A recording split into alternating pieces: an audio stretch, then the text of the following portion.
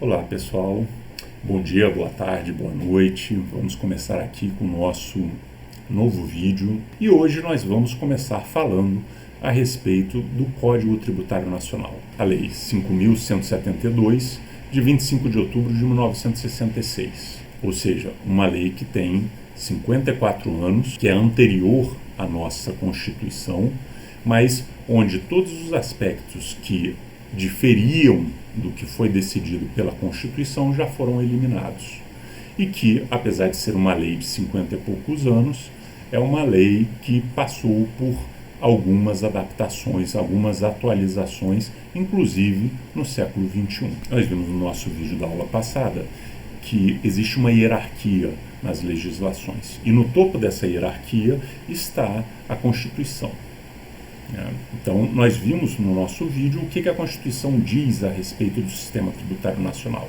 E agora vamos ver a respeito da Lei 5.172, que é uma lei que destrincha, que explica melhor, que detalha mais as diretrizes para a política tributária. Essa lei ela é dividida em dois livros. O livro primeiro, que fala a respeito do Sistema Tributário Nacional, é um livro bastante próximo do que consta na Constituição. Os artigos, a própria estrutura é bastante próxima do que nós temos na Constituição.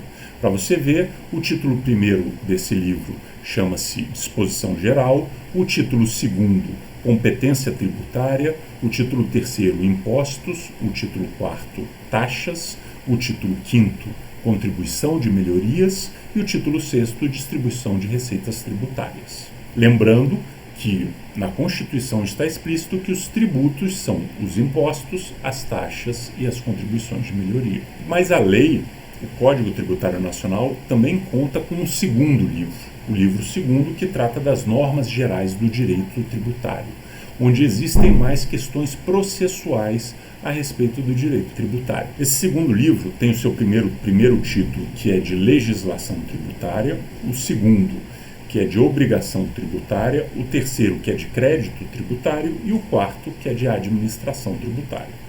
Esses títulos podem estar subdivididos em um ou mais capítulos, cada capítulo pode ter um ou mais seção. Esse vídeo aqui nós vamos discutir o livro primeiro, Sistema Tributário Nacional. Vamos acompanhar a leitura do texto da lei e vamos descobrir quais são as principais diretrizes que constam nessa lei, ok?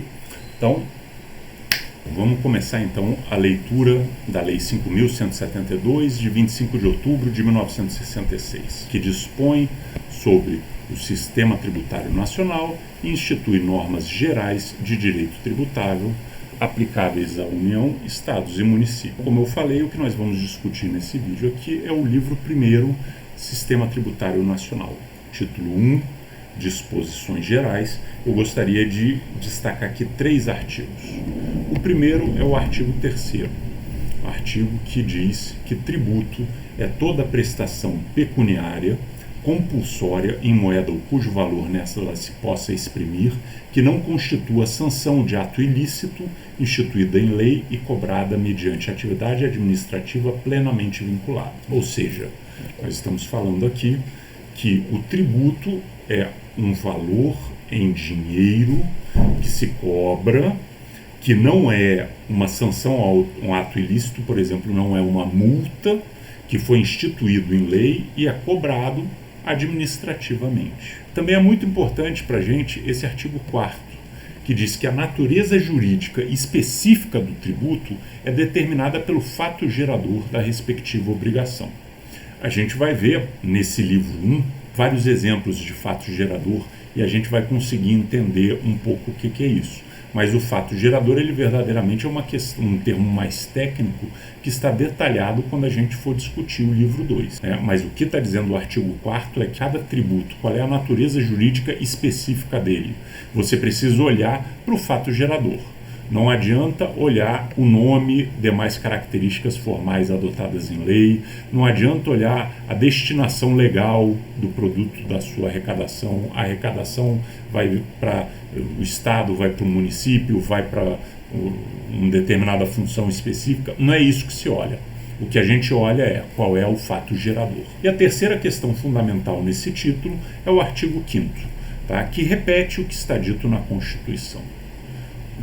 Os tributos são impostos, taxas e contribuições de melhoria. O segundo título é o da competência tributária.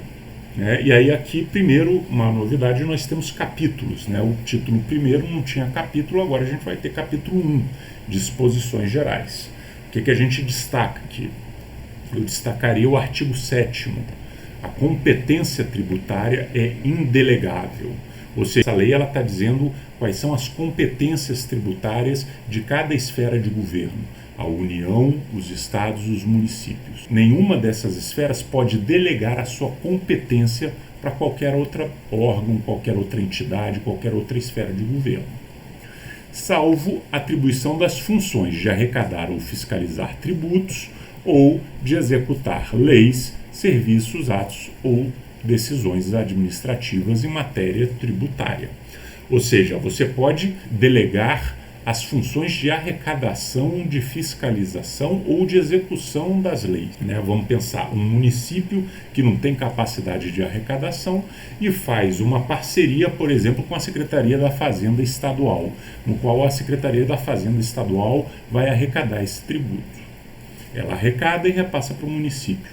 Você delegou a função de arrecadação, de fiscalização talvez, mas não a competência tributária. Quem diz a quem cobrar, quem diz quanto cobrar, quem diz quando cobrar, quem diz se tiver irregularidade multa, quem é que pode mexer nisso, é o município. Ele não pode delegar essa competência. Ele pode delegar a função a uma pessoa jurídica de direito público, apenas. Não pode se delegar isso a um escritório de contabilidade, por exemplo. E é muito importante também a gente atentar ao artigo 8º, que diz que o não exercício da competência tributária não defere a pessoa política de direito público diversa daquela a que a Constituição a tenha atribuído.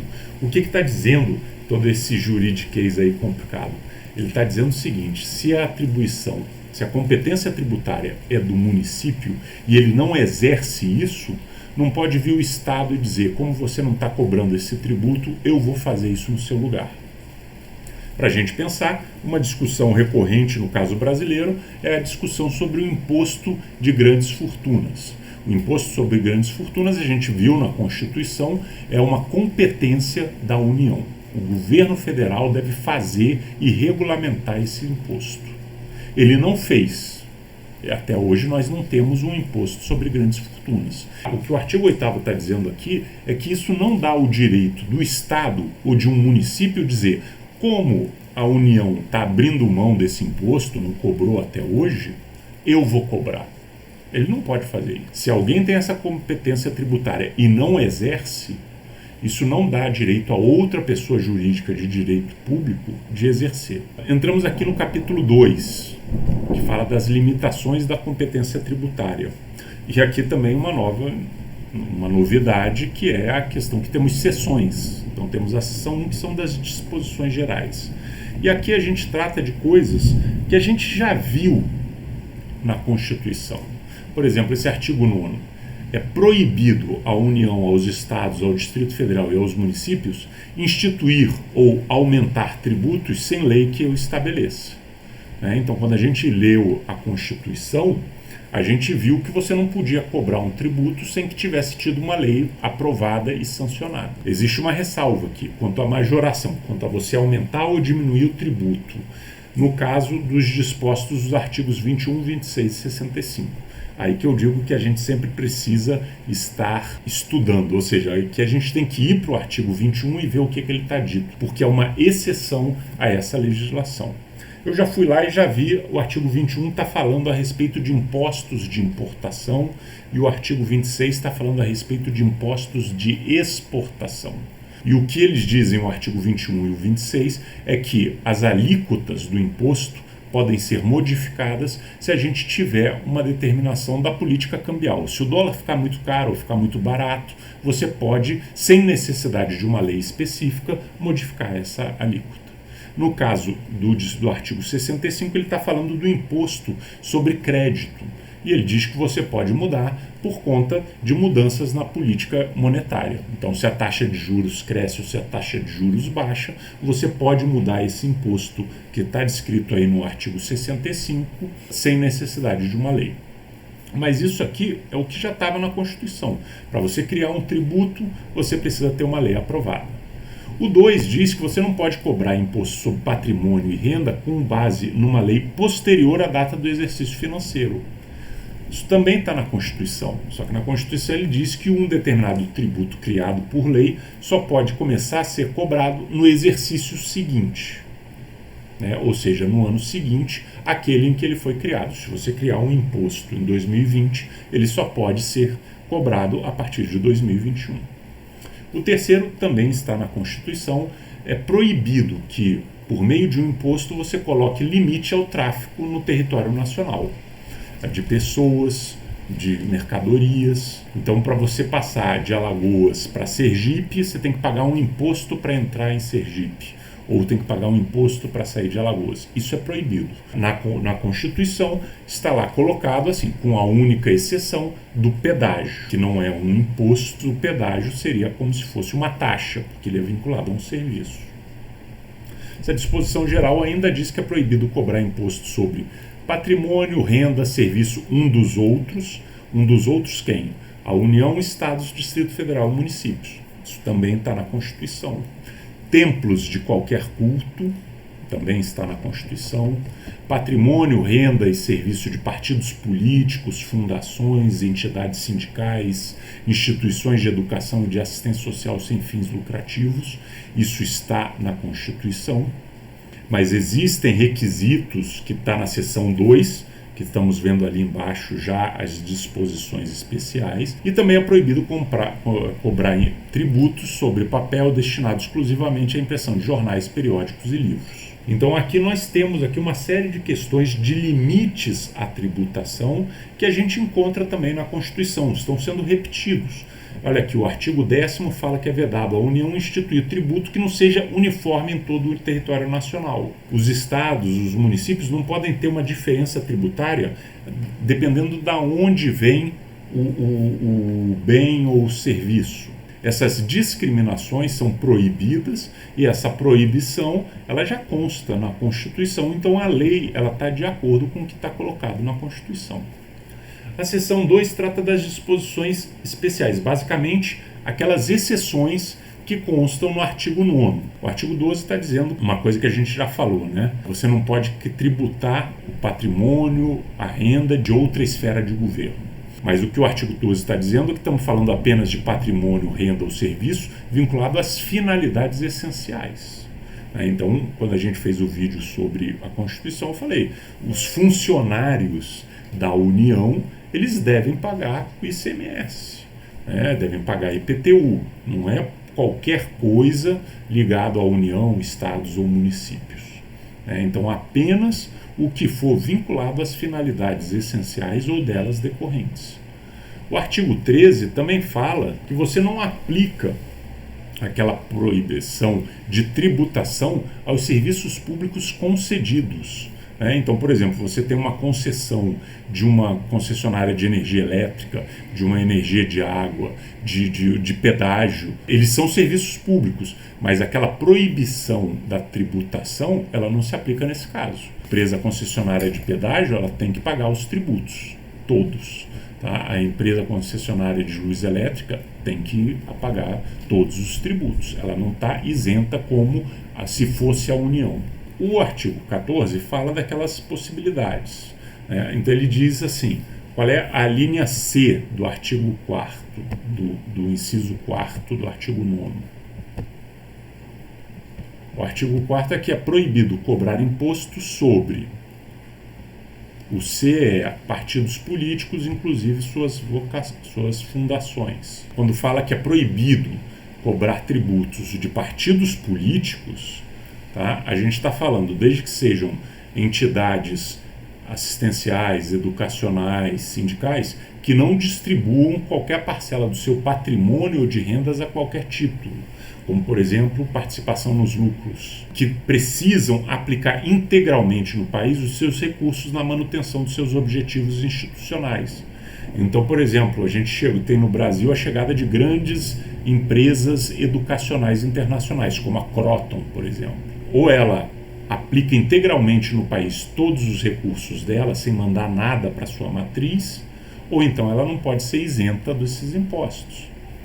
Eles precisam manter a contabilidade de receitas e despesas em livros, com todas as formalidades. Então, são questões que já foram mencionadas durante a Constituição, mas que no caso aqui estão um pouco mais detalhadas. Por exemplo, essas condicionalidades para que fundações, partidos políticos, sindicatos, entidades educacionais e de assistência fossem isentas não constam na Constituição, mas estão detalhadas aqui. Bom, vamos começar agora a analisar o maior título desse primeiro livro, que é o título 3º, que fala sobre os impostos. Vamos só antes voltar lembrando, na Constituição Federal, no capítulo sobre o Sistema Tributário Nacional, nós temos 3 seções referentes aos impostos. Os impostos de competência da União, os impostos de competência dos estados e os impostos de competência dos municípios. Onde basicamente eles diziam, para a União cabe imposto sobre importação, sobre exportação, sobre propriedade territorial, sobre grandes fortunas. Para os estados, circulação de mercadoria e serviço, IPVA, para os municípios, IPTU, ISSQN. Então, a Constituição simplesmente denominava qual era a competência. Aqui no Código Tributário Nacional, nós vamos ter agora, então, um título composto de vários capítulos e várias seções, onde eles vão falar sobre cada um desses impostos. Para nós, o que nós vamos destacar de tudo que a gente vai ver agora é o fato gerador. Lembra que a gente falou que o que importa para entender a natureza jurídica específica do tributo é o fato gerador e quem são os contribuintes que devem arcar com isso. Então vamos começar aqui nossa leitura dizendo que o título 3, as disposições finais, tem esse artigo 16, que é um artigo muito importante. Por quê? Porque ele traz a definição do que é um imposto. A gente já discutiu o que é tributo, e o tributo é formado por impostos, taxas e contribuições de melhoria, e agora ele está falando claramente o que é um imposto. O imposto é o tributo cuja obrigação tem por fato gerador uma situação independente de qualquer atividade estatal específica relativa ao contribuinte. Então, é o que eu falei no vídeo sobre a Constituição. O imposto é um tributo da cidadania. A gente paga imposto porque a gente faz parte dessa nação que é o Brasil. É um dever de todos os cidadãos brasileiros. Então ele não tem, ao contrário das taxas, uma atividade estatal vinculada. Você cobra a taxa mediante um serviço que está sendo oferecido. Taxa de lixo, taxa de luz. Você cobra contribuições de melhoria mediante uma obra. O imposto não. Ele é independente de qualquer atividade estatal. Então você dizer, nossa, eu pago imposto e não tenho acesso à saúde, e tenho um plano de saúde privado. Então você não paga imposto para ter acesso ao sistema de saúde, você paga imposto porque você é um cidadão desse país. Agora, óbvio, todo o dinheiro que é arrecadado via os impostos devem ser aplicados na melhoria da qualidade de vida da população, mas não necessariamente na melhoria da minha qualidade de vida. Você pode pagar imposto e esse imposto reverter em melhorias, em serviços que vai para outra população que não a minha pessoa. E isso faz parte. São pessoas que têm plano de saúde e que pagam impostos que financiam o SUS. Pessoas que usam escolas privadas e que pagam impostos que financiam a educação. Pessoas de um município ou de um estado que pagam impostos que geram investimentos em outro município ou em outros estados. Não existe nada de errado a princípio nisso, porque você não está pagando imposto mediante uma contrapartida de um serviço estatal. Isso aí está aqui no artigo 16. É um pagamento independente de qualquer atividade estatal. Nós pagamos impostos porque nós fazemos parte de uma comunidade, fazemos parte de uma nação. Então vamos lá, o que basicamente eles seguem aqui no 17 e 18 é falando de competências e por aí vai. E aí entramos aqui no capítulo 2º, onde ele vai falando dos tipos de impostos, e aqui ele vai falar sobre os impostos sobre o comércio exterior. Tem 2 seções. A primeira seção é imposto sobre importação, ou seja, aqueles produtos que a gente compra de outro país. E a seção 2 fala sobre impostos sobre exportação, produtos que a gente vende para outros países. Artigo 19 sobre impostos de importação diz que é um imposto de competência da União, isso já estava dito na Constituição. Sobre a importação de produtos estrangeiros tem como fato gerador a entrada destes no território nacional. Tá? Então, por exemplo, o fato de eu fazer a compra e eles vão me entregar o produto daqui a um mês ou daqui a um ano, eu só pago esse imposto quando o produto entra no território nacional. Que esse é o fato gerador. E aí ele fala a respeito da base de cálculo. Então, se você tem uma alíquota específica, a lei diz qual é a unidade de medida. Se é uma percentagem do valor, então você considera o preço normal que o produto teria no tempo da importação em condições de livre concorrência. Aí aquele artigo 21 que a gente já viu lá em cima, né, que o Poder Executivo pode alterar as alíquotas sem precisar de uma lei específica, a fim de ajustá-los aos objetivos da política cambial e de comércio exterior. E, por fim, quem é o contribuinte, quem é que tem que pagar o imposto sobre importação? Quem tem que pagar é o importador, ou a pessoa que faça o papel do importador. Quem está trazendo é ele que paga. E no caso de você ter produtos que são apreendidos de contrabando, ou você vai fazer lá, está fazendo uma fiscalização e esse produto foi abandonado, esses produtos vão para leilão. Quem arrematar é que tem que pagar o imposto de importação. A segunda seção desse mesmo capítulo é o imposto sobre exportação. Né? E o artigo 23 fala que é um imposto de competência da União, que já estava claro na Constituição, e tem como fato gerador a saída do produto no território nacional. Aí você pode dizer, nossa, mas é óbvio, né? É quando você compra e você já manda para outro país o produto. Nem sempre. Principalmente quando você trata de commodities, produtos agrícolas, produtos minerais, muitas vezes você tem uma coisa que você já deve ter ouvido falar em jornal, que é o mercado futuro. Né? Então você compra a safra futura. O fator gerador é a saída desses produtos no território nacional. Novamente aqui fala sobre a base de cálculo, fala que você pode, o artigo 26 que nós já vimos, que você pode alterar as alíquotas sem necessidade de lei, se você quiser ajustar os objetivos da política cambial e do comércio exterior. E quem é o contribuinte? O contribuinte do imposto é o exportador, a pessoa que vende o produto para fora.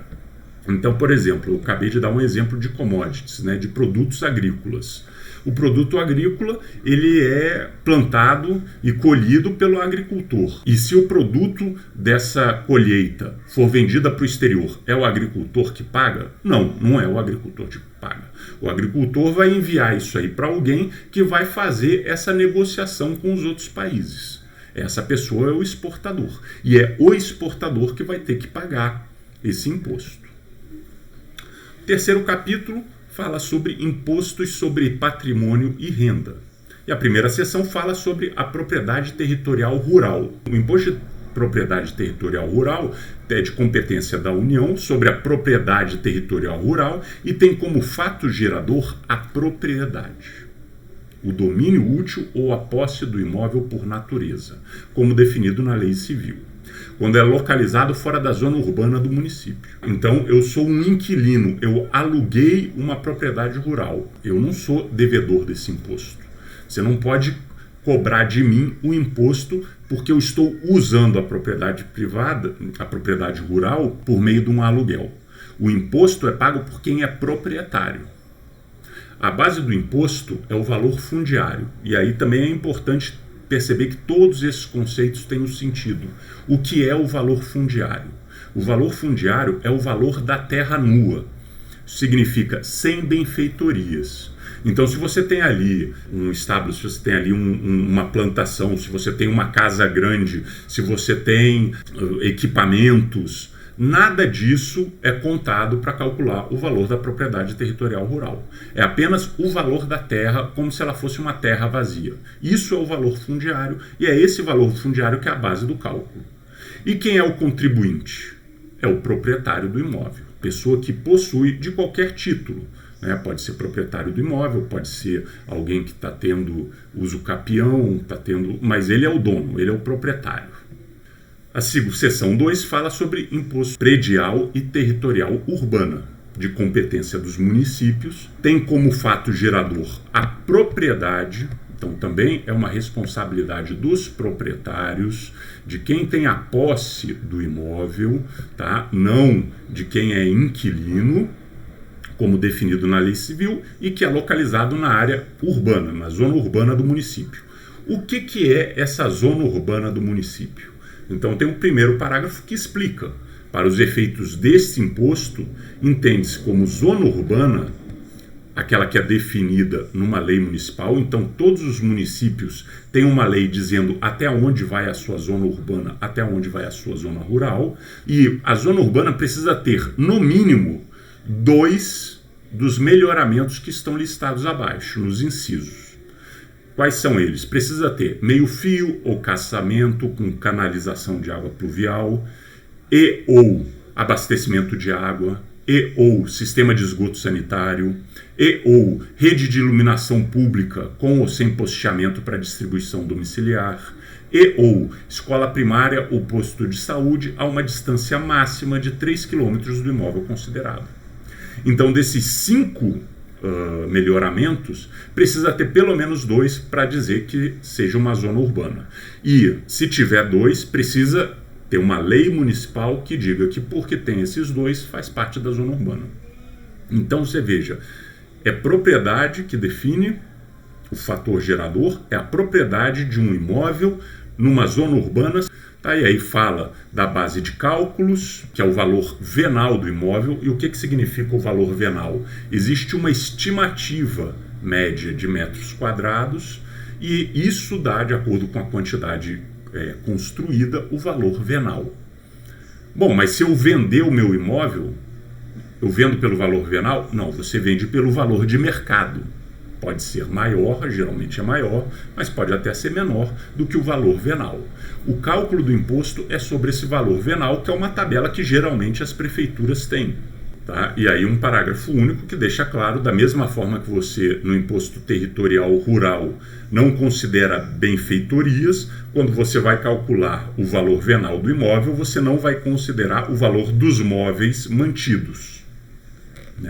Quem é o contribuinte do imposto, o artigo 34 diz, é o proprietário do imóvel. Então não é o inquilino, não é a pessoa que está ocupando, emprestei para um amigo, ele vai pagar um imposto. Ele pode pagar um imposto como um favor ao proprietário, mas a responsabilidade é do proprietário. Se o amigo não pagar o imposto, a Secretaria de Fazenda do município não vai cobrar o amigo, porque ele estava morando lá, vai cobrar quem é o proprietário. Bom, a seção 3, o imposto sobre a transmissão de bens imóveis e de direitos a eles relativos. Então aqui temos a mesma situação. O artigo 35 diz que é um imposto de competência do Estado sobre transmissão, tem como fato gerador a transmissão a qualquer título de propriedade ou do domínio útil de imóveis de natureza, por natureza ou acessão física. Então quando você transmite a propriedade de um imóvel, a transmissão dos direitos sobre o imóvel, exceto sobre direitos de garantia. Se você deixa ele de garantia para um banco, o banco não tem que pagar esse imposto. E a seção de direitos relativos às transmissões referidas nos 2 primeiros incisos, na transmissão de imóveis. Então todo outro direito também tem que pagar esse imposto. No caso de transmissão por herança, quando você tem uma causa mortis, são tantos fatos geradores distintos quanto sejam os herdeiros. Então, se você morreu e você tem 10 herdeiros, então você tem 10 fatos geradores. E cada um desses herdeiros vai ter que pagar de acordo com a parte que lhe cabe na herança. E o artigo 36 diz: ressalvado o que está escrito no artigo 37, o imposto não incide sobre transmissão de bens e direitos referidos no artigo anterior, quando efetuada a sua incorporação ao patrimônio de pessoa jurídica em pagamento ao capital nela subscrito. Então, se eu tenho aqui a necessidade de subscrever uma empresa, colocar o meu capital e eu dou um imóvel como parte desse capital, não se paga o imposto sobre transmissão. Tá? Ou quando você tem a incorporação ou fusão de duas pessoas jurídicas. Uma empresa compra outra empresa, ela não vai pagar o imposto de transmissão por conta dessa aquisição. Ela vai pagar o imposto sobre a compra, sobre a fusão, tem uma série de impostos a serem pagos, mas não pela transferência dos bens. A compra já inclui tudo. Aqui vamos falar direto aqui do artigo 38, que diz que a base do cálculo do imposto é o valor venal, que a gente já viu, é o valor médio estimado pela prefeitura para o metro quadrado daquele determinado bem. O imposto compete ao Estado, e aí o que ele diz no artigo 42 é que, neste caso, o contribuinte do imposto é qualquer uma das partes na operação. Pode ser tanto o vendedor, quanto pode ser o comprador. Aonde que vai ser definido isso? Aí vai ser definido na lei. Como é um imposto de competência estadual, cada estado vai definir na sua lei se paga o vendedor ou o comprador. Quem é que é o responsável por pagar isso? A seção 4 fala sobre imposto de renda e proventos de qualquer natureza. É um imposto da União, a gente viu isso, está na Constituição, de qualquer natureza, tem como fato gerador a aquisição da disponibilidade econômica ou jurídica de renda. E o que é renda? É produto de capital, então você ganha dividendos, você ganha lucros, ou do trabalho, você ganha salário. Ou você ganha lucros e você ganha salários. Então, tudo isso faz parte da sua renda.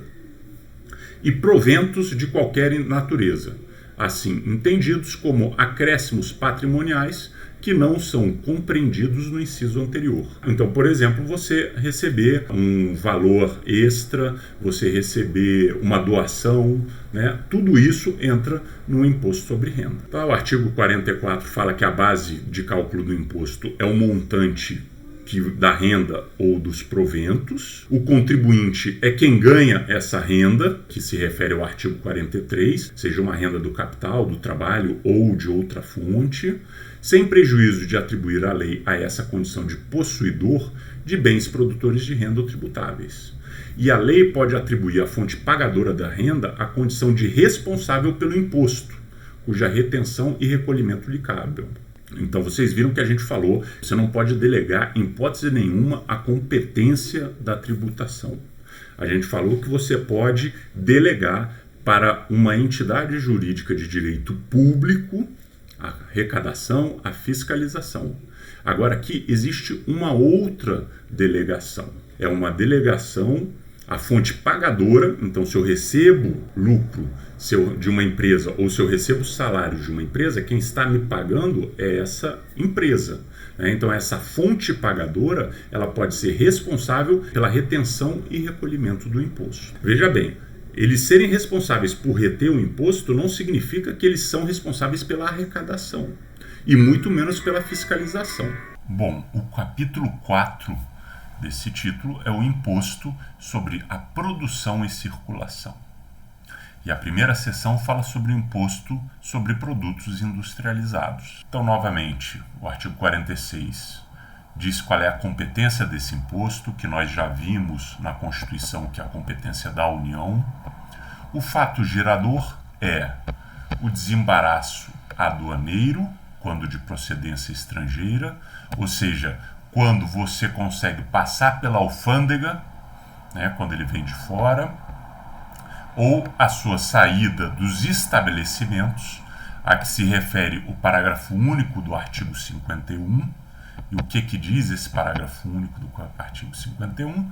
Para efeito desse imposto, considera-se contribuinte autônomo qualquer estabelecimento de importador, industrial, comercial ou arrematante, para o caso de leilões. Então, o importador, industrial, comerciante ou quem trabalha com leilões tem que pagar esse imposto. E o que a gente estava vendo lá em cima é que o fato gerador é quando ele sai de um desses estabelecimentos, ou na sua arrematação, quando apreendido, abandonado e levado a leilão. Uma questão importante está aqui no parágrafo único. O que é um produto industrializado? Para efeito desse imposto, industrializado é o produto que tenha sido submetido a qualquer operação que lhe modifique a natureza ou finalidade, ou o aperfeiçoe para o consumo. O artigo 47 fala da base do imposto, o artigo 48 fala que ele é seletivo em função da essencialidade, o artigo 49 fala que ele é não acumulativo, o que mostra que uma vez que você paga o imposto sobre produção industrial de uma peça que é incorporada em outro produto, você desconta o imposto já pago no valor do novo produto. E aí o artigo 51 é aquele final que diz quem são os contribuintes. É o importador, é o industrial, é o comerciante de produtos industriais e é aquele que vai no leilão e que arremata os produtos industriais que foram leiloados. A segunda seção falaria sobre imposto estadual, sobre operações relativas à circulação e mercadoria, mas esses artigos foram revogados. E não constam novamente, por quê? Porque os impostos estaduais não são discutidos a fundo nessa lei. Eles são organizados, eles são normatizados, eles são regulamentados por leis estaduais. Cada estado tem a sua própria lei. O mesmo vale para a seção 3, que falava originalmente, quando essa lei foi feita em 1966, sobre impostos municipais. Você veja o seguinte, os impostos municipais já foram revogados em 1966, no próprio ano que foi feita a lei. Os impostos estaduais foram revogados 2 anos depois, em 1968. Bom, a quarta seção fala sobre os impostos sobre operações de crédito, câmbio e seguro e sobre operações relativas a tributos e valores mobiliários, ou seja, operações financeiras, empréstimos, questão cambial, seguros, bolsa de valores. O artigo 63 fala: o imposto de competência da União tem como fato gerador, e aí existem 4 fatos geradores. O primeiro são as operações de crédito, a efetiva entrega total ou parcial do valor, do montante, que é o crédito, ou seja, quanto você pegou emprestado, quanto às operações de câmbio, quando você recebe a moeda nacional ou estrangeira, quando você faz a troca, quanto às operações de seguro, quando a pólice é emitida, ou quando você recebe o prêmio, e aí depende de como que a lei inferior a esse código que nós estamos discutindo trabalha essa questão. E quanto às operações relativas a títulos e valores mobiliários, questões de bolsa de valores, por aí vai, a emissão, transmissão, pagamento ou resgate destes na forma aplicável pela lei. Então, todas essas operações especulativas de emissão de título, transmissão, pagamento, resgate, são passíveis de serem tributadas dependendo de como a lei trabalha com elas. Aqui entra o famoso artigo 65 que a gente já discutiu quando a gente estava observando os limites à tributação. Há um artigo que a gente viu há pouco que dizia que todo imposto precisa de ter lei para ser constituído e para ter os seus valores modificados, com algumas exceções. Os impostos de importação, de exportação, o valor modificado não precisa de lei, para constituir precisa. Aqui também precisa de lei para constituir, mas o artigo 65 diz, como nós estamos lidando com questões cambiais, de juros, de crédito, de bolsa de valores, você pode alterar as alíquotas sem necessidade de uma lei, para ajustá-los aos objetivos da política monetária, sem a necessidade de uma lei. Bom, contribuinte do imposto é qualquer uma das partes dessa operação, podem ser os vendedores, os compradores, pode ser os emprestadores, aqueles que estão pegando o empréstimo, qualquer uma das partes. Vai depender do que as outras leis vão definir. E passamos à quinta seção deste tema, que são os impostos sobre serviços de transporte e comunicações. O artigo 68 traz aqui então qual é o fato gerador, e ele diz que a prestação do serviço de transporte em qualquer via de bens, pessoas, mercadorias ou valores, salvo quando o trajeto se contenha inteiramente no território de um mesmo município. Então estamos falando de transportes pelo menos intermunicipais. E a prestação de serviços de comunicação, assim se entendendo a transmissão e o recebimento por qualquer processo de mensagens escritas, faladas ou visuais, salvo quando os pontos de transmissão e de recebimento se situem no território de um mesmo município. A base de cálculo do imposto é o preço do serviço e o contribuinte do imposto é o prestador do serviço. Aqui uma coisa importante que eu venho sempre falando isso e não sei se está ficando bastante óbvio. O contribuinte, quem é que paga esse imposto, é o prestador do serviço. É óbvio que, sendo uma empresa de telefonia, por exemplo, ela pode repassar o custo para os seus consumidores. Como quando a gente falou, por exemplo, do IPTU, o responsável é o proprietário. Eu falei que os inquilinos não são responsáveis, mas é óbvio que os proprietários podem repassar esse custo para os inquilinos. A questão é, se eu, como consumidor, não pagar, ou se o inquilino não pagar, não é o consumidor nem o inquilino que ficam com a dívida, porque a responsabilidade não é deles. O contribuinte é o prestador de serviços. Então, se eu usei o serviço, será cobrado um imposto. A operadora de telefonia pode jogar esse custo para mim. Mas se eu não pagar a conta, ela tem que pagar do mesmo jeito. Ela não pode dizer que ela não vai pagar o imposto que ela deve porque eu não honrei a minha conta de telefone. Então, o contribuinte é o prestador do serviço. A sexta seção fala sobre impostos de serviços de qualquer natureza, que também foi revogado em 1968 e que hoje, nós vimos na questão da Constituição, são impostos de âmbito municipal. O quinto capítulo fala sobre impostos especiais. E o primeiro deles é o imposto sobre operações relativas a combustíveis, lubrificantes, energia elétrica e minerais do país. Qual é o fator gerador? A produção, como definida no artigo 46. E o que diz o artigo 46? Vamos ver. É o que fala de impostos industrializados. Ou seja, o parágrafo único diz que é industrializado o produto que seja submetido a qualquer operação que lhe modifique a natureza. Então, o fato gerador, quando a gente está trabalhando com esse imposto específico de combustível, lubrificante e energia elétrica, primeiro é quando você produz o combustível, o lubrificante. Quando você importa, quando você faz ele circular, quando você distribui, ou seja, quando você coloca o produto no estabelecimento do consumidor ou em local de venda, e quando você consome. Então, todas essas etapas são fatos geradores do imposto sobre operações relativas a combustíveis, lubrificantes, energia elétrica e minerais do país. Para efeito desse imposto, a energia elétrica é considerada um produto industrializado. E o artigo 75 fala que a lei vai observar esse imposto sobre consumo, etc. e tal, tendo em mente o imposto sobre produtos industrializados, quando essa incidência for sobre produção ou sobre consumo, o imposto sobre importação, quando a incidência for sobre a importação, e sobre operações relativas à circulação de mercadorias, quando for sobre a distribuição. Então, cada um dos fatos geradores pode levar a uma sobreposição de fato gerador com um desses três impostos. E aí é necessário observar exatamente como é que será cobrado esse imposto, já que nós não podemos cobrar dois impostos sobre o mesmo fato gerador.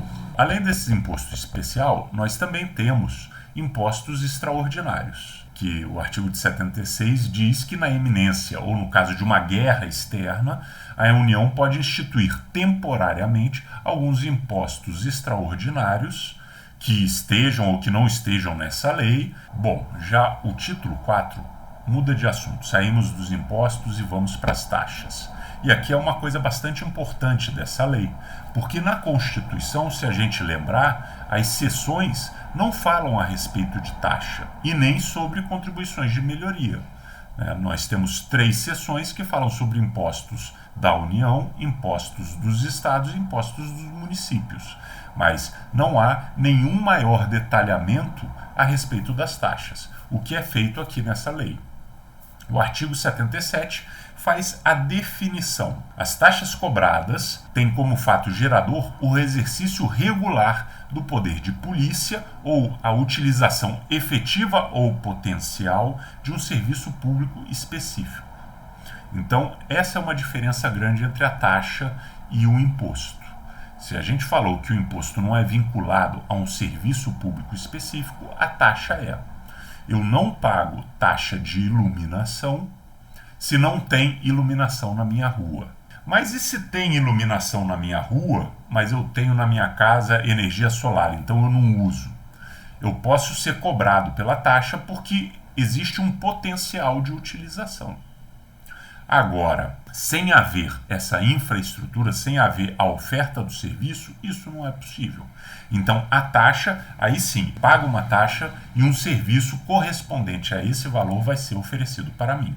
Bom, parágrafo único fala que a taxa não pode ter por base de cálculo ou fator gerador algum desses que são identificados nos impostos. E também não pode você cobrar uma taxa em função do capital das empresas. Quando você está fazendo, por exemplo, uma taxa de resíduos sólidos, para coleta de resíduos sólidos, você não pode dizer que empresas com mais capital vão pagar uma taxa maior. Você pode dizer, como é vinculado ao serviço, que empresas que produzam mais resíduos sólidos vão pagar uma taxa maior. E empresas que produzem menos pagam uma taxa menor. Isso é possível. Por quê? Porque nós estamos atrelando ao serviço. E em seguida o artigo 78 fala o que é o poder de polícia, que efetivamente é segurança, higiene, ordem, costumes, disciplina da produção. Tudo isso, então, pode haver uma taxa para financiar isso.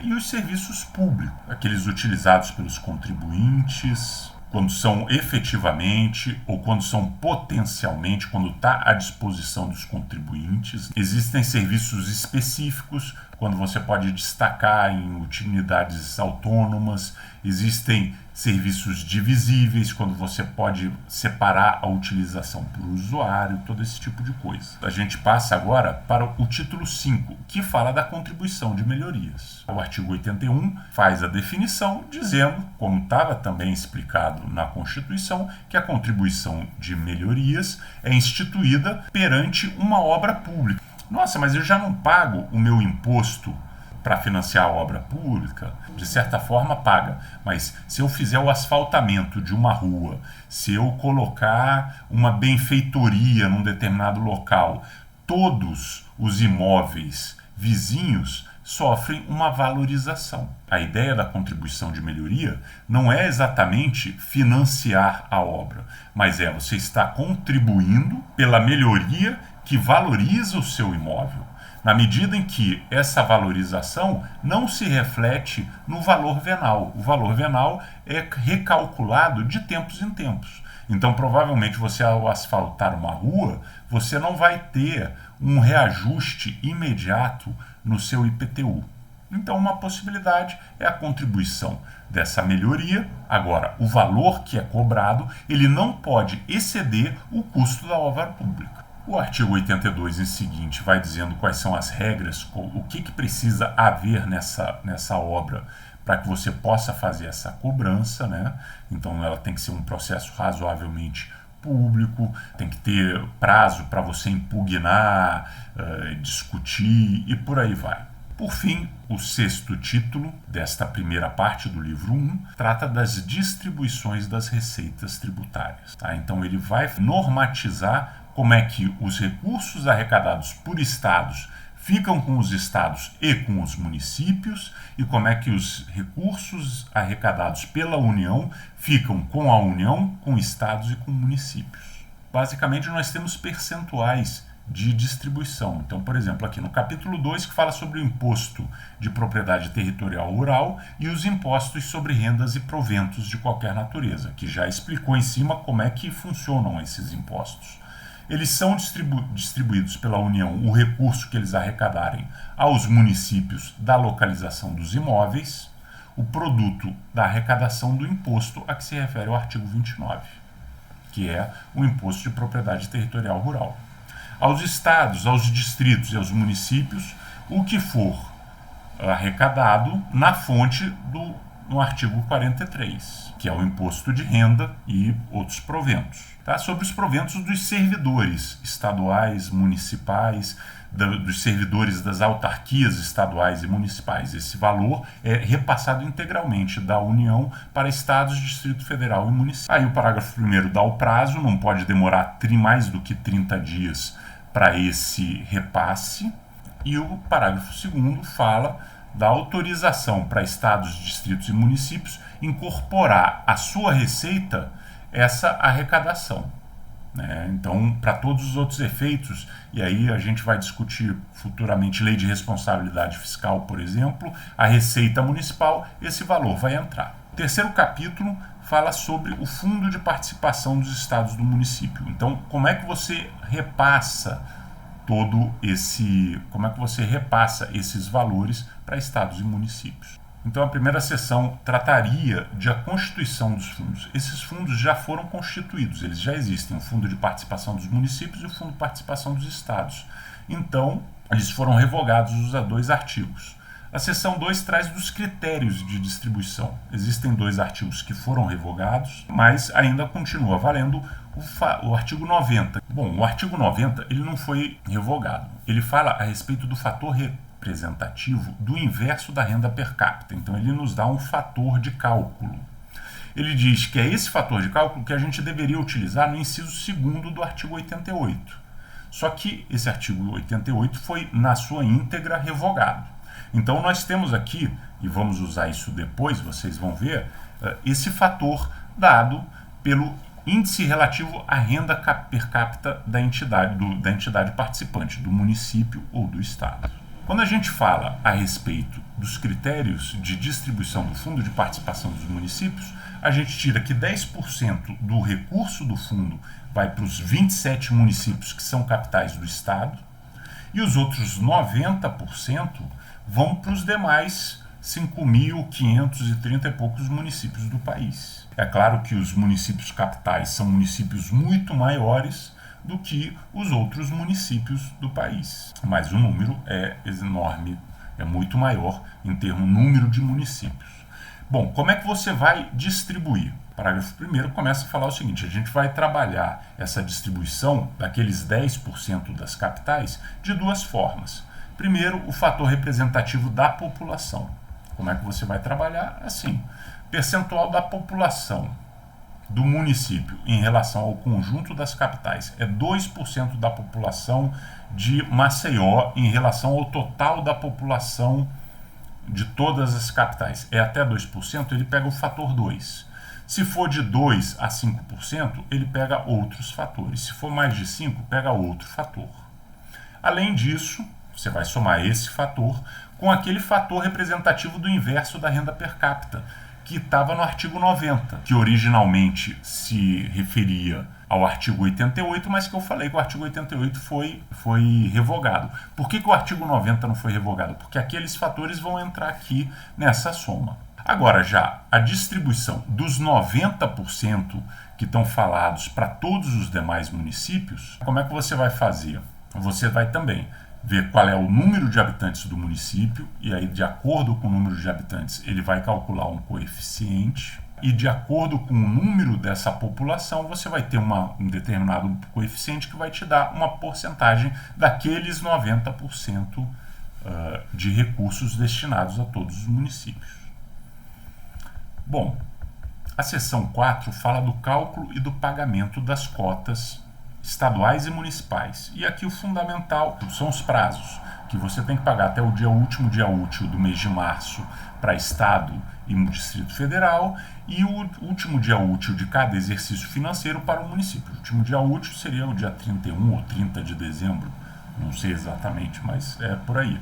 E para os estados você tem até março do ano seguinte. Pode ver aqui que também impostos sobre operações relativas, tudo foi revogado também por uma lei complementar de 2013. Então, como eu falei, a gente tem aqui muito de uma nova... O cálculo do pagamento é todo alterado por essa lei complementar de 2013. Né? Então você vê que nós temos aqui algum ajuste bastante recente. Nós passamos o quê? Para o segundo livro do Código Tributário Nacional, aquele que vai tratar das normas gerais de direito tributário, que será tratado pela gente num outro vídeo. Para esse vídeo, que nós discutimos o primeiro livro que fala do Sistema Tributário Nacional, nós podemos perceber algumas coisas importantes. Primeiro, nós podemos perceber que muito do que consta nesse primeiro livro está na Constituição. Mesmo os detalhamentos existentes, eles não são tanto quanto a gente poderia esperar. São poucos detalhamentos, principalmente deixando claro quais são os fatos geradores dos impostos, deixando claro quem são os contribuintes que têm a responsabilidade sobre esses impostos, mas também discutindo um pouco melhor o que são taxas e quais são as diretrizes para a cobrança das taxas, discutindo um pouco melhor o que são contribuições de melhoria, quais são os limites, e discutindo, aí sim, com números, com regras, como é que você distribui, faz a partilha dos recursos arrecadados entre estados e municípios. Veja bem, eu acho que a lei não espera que ninguém tenha de cabeça, se o meu município tem tantos habitantes, o fator do inverso da renda é tanto, isso não é decorado. Então nós precisamos ter sempre essa lei para estar sempre consultando esses critérios. Então são essas as principais inovações em relação ao que nós temos na Constituição. E com isso nós encerramos esse primeiro vídeo. Muito obrigado pela atenção, até a próxima.